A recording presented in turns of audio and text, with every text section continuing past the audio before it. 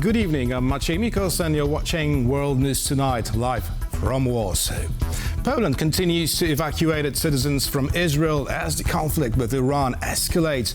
Will the US join the fight? We'll have more on that in a moment, but first let's take a look at the latest headlines. Trump's special envoy for Ukraine is allegedly planning a trip to Belarus. Russia and China are spying on each other, according to reports. And Robert Kubica talks to TVP World about his Le Mans victory. Europe has been scrambling to respond to the ever-escalating conflict in the Middle East. European leaders have attempted to offer diplomatic solutions, while also helping to evacuate citizens eager to get out of harm's way. Our Europe correspondent, Alex Cadier, is in Brussels and has been following reactions from across the continent. Good evening, Alex.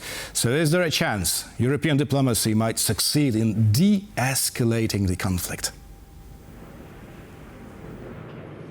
Well, good evening, Maciek. At this stage, that seems unlikely, particularly because European diplomacy is neither united or particularly at the table when it comes to the decision-making behind a potential de-escalation of this conflict. We have seen Kaja Kallas, the EU's top diplomat, gathering European foreign ministers just in the last day to try and find a common position, to express the Europeans' desires and positions on this matter. And let's have a listen to what she said after that meeting. Hopefully that might give us a bit more clarity on the European position. Let's have a listen.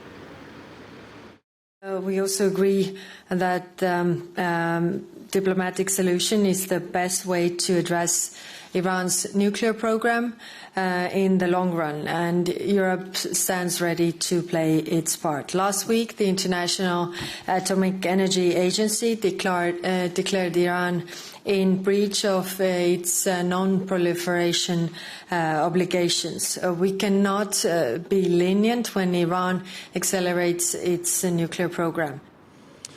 Well, that may seem a little bit unclear, a little bit muddled, and that's because we have a European Union that remains completely divided on the issue of Israel. There are multiple issues with finding a common position. On the one hand, you have the natural divisions within the EU. We have seen since October 7th, since Israel's operations in Gaza, some countries more supportive, others far more harshly critical of the Israeli government and Israeli actions. But this is now a different proposition, a different conflict. We heard Friedrich Merz, the German chancellor, talking about Israel doing everyone's dirty work when it comes to the conflict with Iran. A lot of European leaders deeming that preemptive strike by Israel as its right to defend itself. So clearly there is some support for the actions in Iran, and that means that the growing frustration we saw in Europe when it comes to Israel's actions in Gaza seems to be sidelined for now. There were calls for the association agreement that the EU has with Israel to be suspended. That seems to be on the back burner. So at the moment, this divided European position means that it is unclear. Not that that would particularly matter, because clearly the decision at the moment, it will be made in Israel, in Tehran, or in Washington, D.C. For now, Brussels on the sidelines. Alex, one more question. What are the EU and member states putting in place to help evacuate European citizens who want to get out of the danger zone? Yeah, well, Maciej, that's something where we have seen concrete action from the European Union, concrete action from member states. We heard from Kaja Kallas again. She said that the EU's civil protection mechanism was activated to help those member states evacuate citizens who want to get out of harm's way, who want to get out of the region. We've seen those strikes on Tel Aviv, on the region around the city of Tel Aviv and elsewhere. Poland, of course, describing itself as the first to put these evacuations forward, sending planes to the region to evacuate around 200 citizens. The Czech Republic and others have done similar measures with the support of the European Union. But we've seen 148 people evacuated from Bulgaria unilaterally. The Germans also stepping up. Several other countries evacuating people. It has to be said in quite an orderly fashion. But to give you a sense about this evacuation, it isn't particularly straightforward because the airspace over Israel is closed. Ben Gurion Airport that people would usually fly out of cannot be used to fly out. So it's about 150-kilometer, 200-kilometer journey from Tel Aviv to the Jordanian capital of Amman, and that is where these citizens can get a flight back to safety, back to Europe, back to Cyprus and elsewhere. The evacuation is ongoing, but as I said, that at the moment seems like effectively all Europe can do with this conflict. Alex Kadia reporting from Brussels. Thank you very much, Alex. US Special Envoy Keith Kellogg is said to be planning a trip to Belarus in a possible attempt at reviving peace negotiations between Russia and Ukraine. Novidiusz Nicieja investigates whether this could herald a new chapter in Washington-Minsk relations. Kyiv continues clearing the rubble from the latest Russian attack. Tuesday's strike on this apartment block left at least 21 people dead. The nation is in mourning. Flags across the capital were flown at half-mast. The attack has drawn an official condemnation from the United States. In what's seen as another attempt at ending the war, Donald Trump's Ukraine envoy will reportedly soon head to Minsk for talks with Belarusian President Alexander Lukashenko. It will be the first high-level meeting with Lukashenko by a US official since Mike Pompeo in 2020. I think that Keith Kellogg's main message to President Alexander Lukashenko of Belarus will be, you are staying away from war in Ukraine, please do stay away from it. Second message will be like, don't provoke your neighbors. Alexander Lukashenko is one of Vladimir Putin's closest allies and friends. The two have played hockey together multiple times and have even been on joint skiing trips. Any negotiations of Lukashenko with the United States without any previous confirmation with Moscow are just impossible. Even though Belarus has not joined the invasion of Ukraine, it's been complicit. The invasion in 2022 was launched from Belarus, and since then, Russia has fired missiles at Ukraine from Belarusian soil. But before that, Belarus used to play the role of mediator in the conflict between Russia and Ukraine. It's just impossible for the Ukraine and for the West to imagine that Lukashenko will be some kind of neutral person and Belarus can be a neutral place for these kind of negotiations. There's also another aspect of Kellogg's potential visit: exchanging prisoners. According to human rights group Vyazna, there are currently almost 1,200 political prisoners in Belarus. Among them, Polish-Belarusian journalist Andrzej Poczobut. We know that the United States make efforts in releasing political prisoners, and there were some contacts before on releasing American citizens, but also Belarusian citizens who are being held hostage by Lukashenko's regime. So far, there has been no official confirmation of Kellogg's visit, neither from the US nor Belarus. The notification that the trip is being prepared, however, came from unnamed sources in several media outlets. For TVP World, Ovidiusz Nicieja.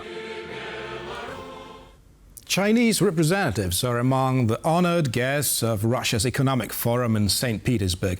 Despite what is officially dubbed friendship and a strategic alliance between Moscow and Beijing, Russian President Vladimir Putin has allegedly created an intelligence unit specialized in countering China's extraction of Russian technology.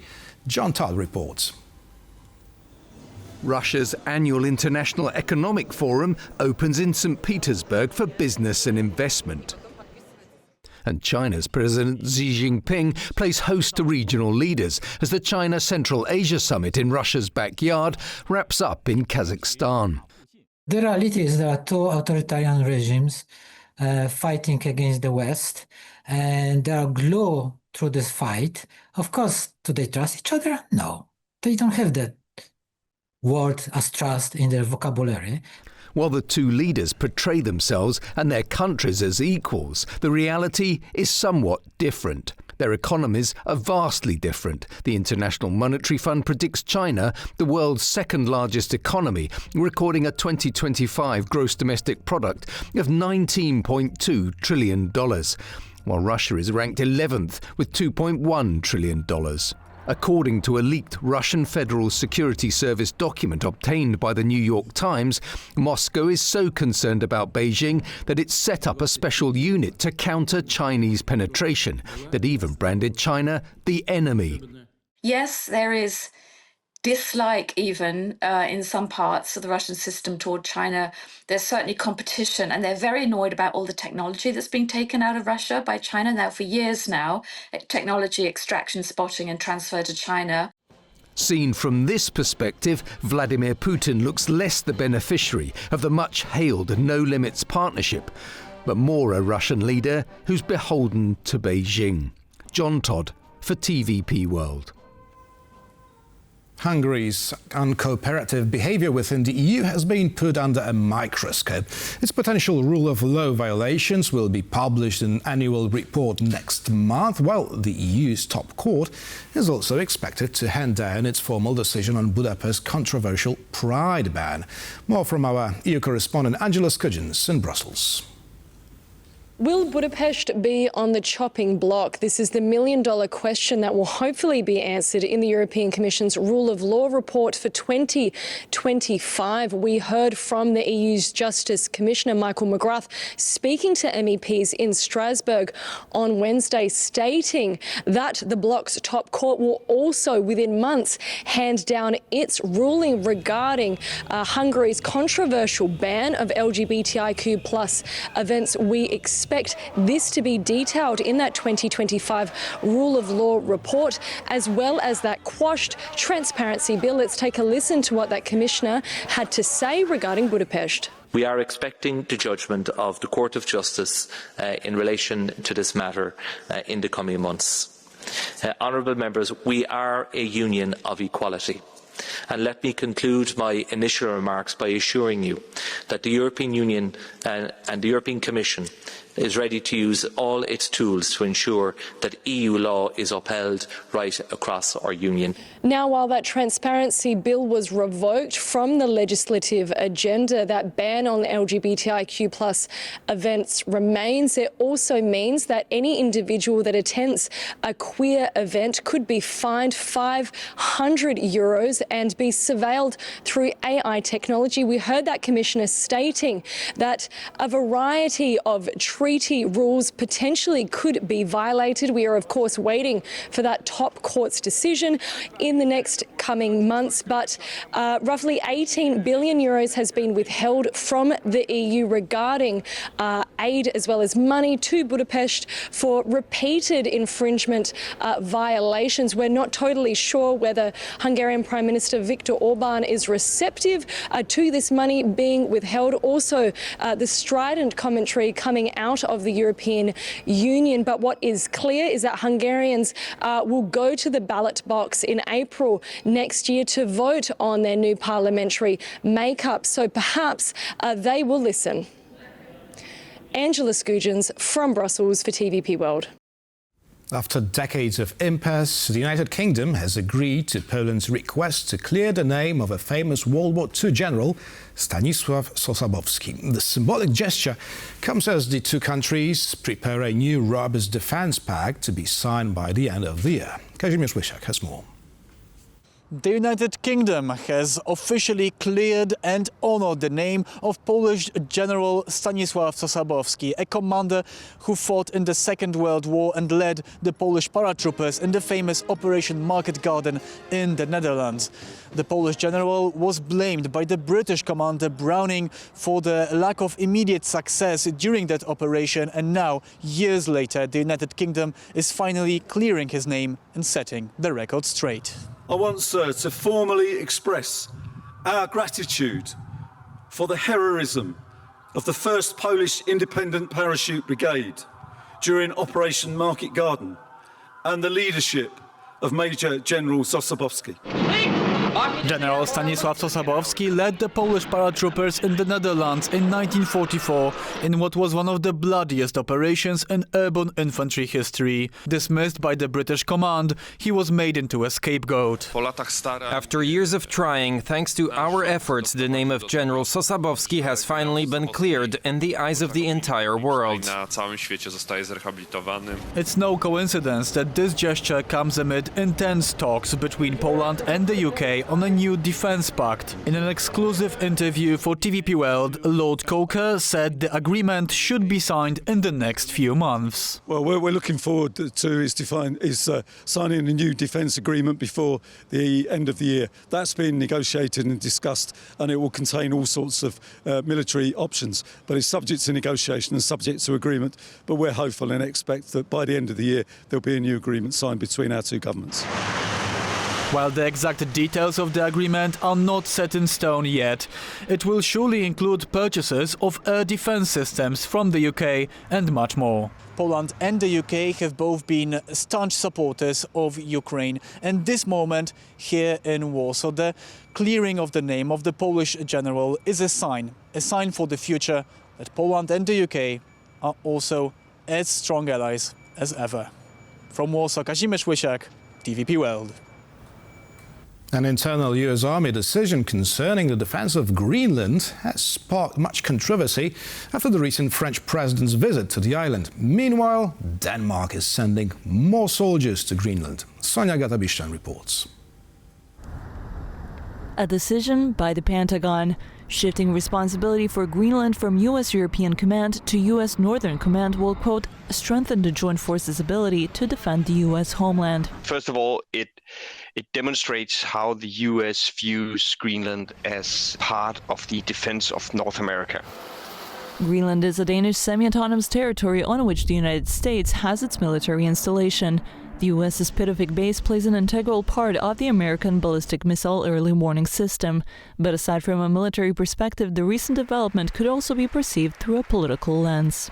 We need Greenland for national security and even international security, and we're working with everybody involved to try and get it. Of course, it is an add-on to what Trump already has said about Greenland. Both Danish and Greenlandic officials dismissed Donald Trump's repeated aspirations of having the U.S. annex Greenland. Greenland belongs to the Greenlandic people, and Greenland is part of the Danish kingdom, and that is not going to change. During his Sunday visit to the Arctic island, French President Emmanuel Macron echoed that sentiment. A message of support for your territorial integrity, your borders. In a few words, everybody think in France, in the European Union, that Greenland is not to be sold, not to be taken. But even though a change in military command may send a political signal, in practice it is not expected to cause drastic changes. This is a change, an internal change within the American military. And in practice, I think Greenland will continue to have this dual role of being part of the defense of North America, but also part of the defense of Europe. Amid evolving geopolitical landscape, Denmark's armed forces are increasing their presence in Greenland over the summer months. In June, this already included the arrival of 2 Danish EH-101 helicopters and approximately 100 Danish soldiers. For TVP World, I'm Sonia Gatabishchan. A protest by University of Warsaw students continues for the 4th week in a row. On Wednesday, they took part in negotiations demanding more places in dormitories and cheap public canteens. Piotr Miszczuk has this report. A dormitory is a right, not a commodity. We're on strike because we are starving, and university is not a corporation. These are some of the slogans that were put up by the protesters at the largest and the best university in Poland, the University of Warsaw. Right now, at the main campus, some of the students are holding a sit-in protest to improve the lives of over 34,000 students, including over 3,000 foreigners. As one of the protesters told me, they are mostly concerned about the material conditions. We are fighting for public canteens and for the expansion of the university's housing stock. At the moment, the University of Warsaw has only one public canteen on Obożna Street. And despite promises made by the rector in 2023, another canteen in the library has not been built.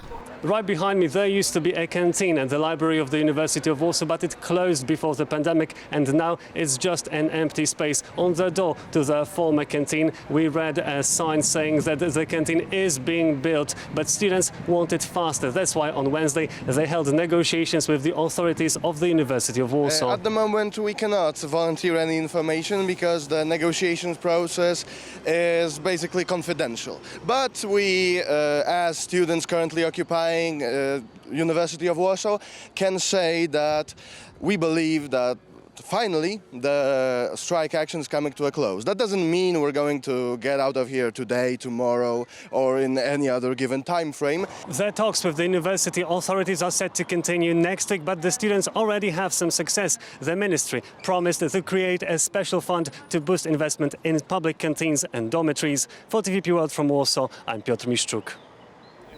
Polish motorsports legend Robert Kubica is back in Poland from the French town of Le Mans, where he won the iconic endurance race last Sunday. In an interview with TVP World's Paweł Trzaskowski, Kubica shared his thoughts on the competition and preparations ahead of it.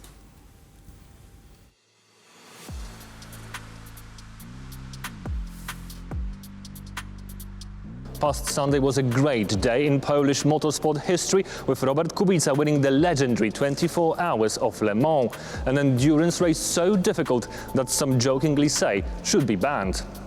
It brings you to an extreme level, not only as a race driver, but as a crew, mechanics, engineers. You work so many hours that normally is kind of forbidden. You know, our mechanics, not only between Saturday and Sunday, they work continuously over 35, 36 hours because you have to prepare the car, you have to be much earlier on the track. The race is only 24 hours, but they worked hard for weeks to prepare the event, to build up the car.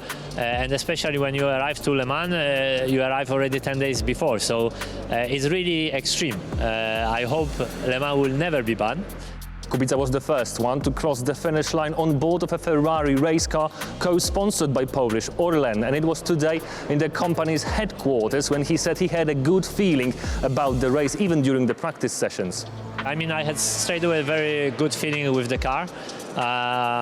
You know, we knew before going to Le Mans we have competitive car, but Le Mans as a circuit is such a different that you never know how your car will react. So that's why after already 2 laps in the first session of testing, I felt like really together with the car. What I felt, what I saw regarding the handling, how the car is responding, I really like it, so it gives you confidence. Winning the monumental 24 hours of Le Mans would be a crowning achievement for many. However, Robert Kubica, at 40 years old and with a career full of dramatic events, says he's only getting better. For TVP World, I'm Paweł Trzaskowski. As the situation in the Middle East quickly escalates, Russia is doing its best to protect its ally, Iran, while attempting to maintain good relations with Tehran's arch-enemy, Israel. But what is the impact of the Israel-Iran exchange of blows on the war in Ukraine? To talk about this and more, we're joined by Ivana Stradna, a research fellow at the Foundation for Defense of Democracies. Good evening. Good evening. Thank you very much for inviting me. Thank you for accepting our invitation. So, Russian officials seem really fearful of a possible US involvement in Israeli attacks on Iran. Now, why is Russia so afraid of such a scenario? Because Russians are peace-loving people? Indeed, the Russian Ministry of Foreign Affairs came out immediately to condemn the Israeli strikes on Iran, basically claiming that this was unprovoked, and they blamed Israel for a clear violation of international, which is quite really ironic given what Putin is doing right now in Ukraine. And not only that, they immediately blamed the United States, talked about World War III agenda, but the real question is, why? We have to understand what's happening right now in Iran, that this is important because the weak Iran means also the weak Russia. As Russia has been trying to establish something that is called the axis of aggressors with China, Iran, North Korea. So that's why Putin is very uncomfortable right now what's happening in Iran. Now let's also connect that to what happened recently in Syria, when actually Putin lost his key ally over there. That was a huge humiliation. So that's why right now Russia is panicking, thinking that they have to do everything possible to protect Iran. But here is the good news. Russia does not have capability to help Iran in any meaningful way. They signed this year a strategic agreement, and Russia has been dependent on Iranian drones. But nevertheless, Putin, first and foremost, is protecting his own interests. So that's why I'm not, I'm quite certain that he cannot help Iran in any meaningful way. But here is something really interesting going on, that Putin has offered to mediate this conflict. And Russia has a long history of actually portraying itself as a pillar of a neutral negotiator, whether in Syria, in Libya, in Africa, just filling the blank. So for Putin, actually, stakes are extremely high in this war. So why is Russia doing that? Putin actually wants to pander to President Trump to strengthen his position in negotiations on Ukraine, an emphasis that Russia could be a reliable partner to Washington. And we have to understand this is part of Putin's game, so we should absolutely not fall for Putin's offer to mediate this conflict. And not only that, Putin also has been trying to show that Putin is a reliable partner to its ally when actually he is not. So we should absolutely not be fooled by Russia's diplomatic posturing in this sense. And my last point is, let's also not forget that Putin gets fooled by Russia is definitely not the Europeans, and you know it. You know it. Well. I have another question, though. What consequences, such a scenario, if the Ayatollah's regime falls in Iran, what consequences would it have for Ukraine, apart from the sheer fact that there would be no Shahid drones to fall on Ukrainian cities? So indeed, you're right that Russia has been dependent on the drones and also ballistic missiles, but that's not only that. There is actually a big picture. Given, how Russia and Iran have been cooperating, the weak Iran means the weak Russia. And that tells you all you need to know, that actually Putin then, would think twice. But my concern, because before things get better, things might actually get worse. And we saw what happened just 2 days ago when Putin used a horrendous attack on civilians in Ukraine. So he's now testing the West and making sure that the West does not respond, and basically to make sure that what's happening, in Iran, that he can use that as a bargaining chip. So we have to be very much aware of Putin's games. Right. Now, meanwhile, General Keith Kellogg is believed to be planning his trip to Minsk to revive peace talks between Ukraine and Russia. Now, what are the pros and cons of such a move?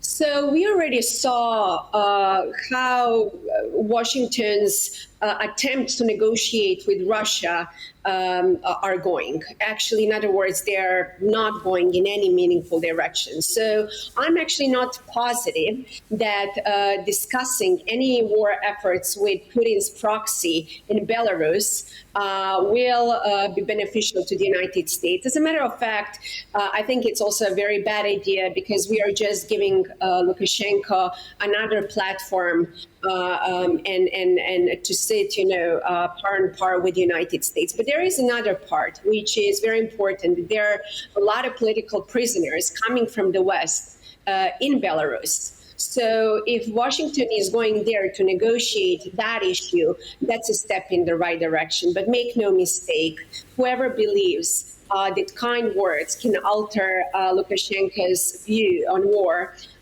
it's sorely mistaken. Now, according to President Zelensky's top advisor, Mikhailo Podolak, the US has dissolved a National Security Council group responsible for working on sanctions against Russia and other forms of pressure. Now, has Donald Trump abandoned this tool of diplomacy for good? I actually think that there are a lot of words, but you have to pay attention to facts, and it's too early to panic. As a matter of fact, there are a lot of efforts in the United States to strengthen sanctions against Russia. And President Trump is slowly understanding that Putin is playing him like a fiddle. So I would actually not make any conclusion right now about the future of sanctions, because that's a very viable tool. And I doubt that President Trump will abandon that tool because it's a powerful negotiation chip with Russia. And Putin knows that. Putin knows very well that American serious sanctions can harm him more than anything else. So I would not panic right now. Ivana Stradna, research fellow at the Foundation for Defense of Democracies, was our guest this evening. Thank you very much. Thank you very much for inviting me. Thank you. And thank you for watching. And stay with us for much more here on TVP World.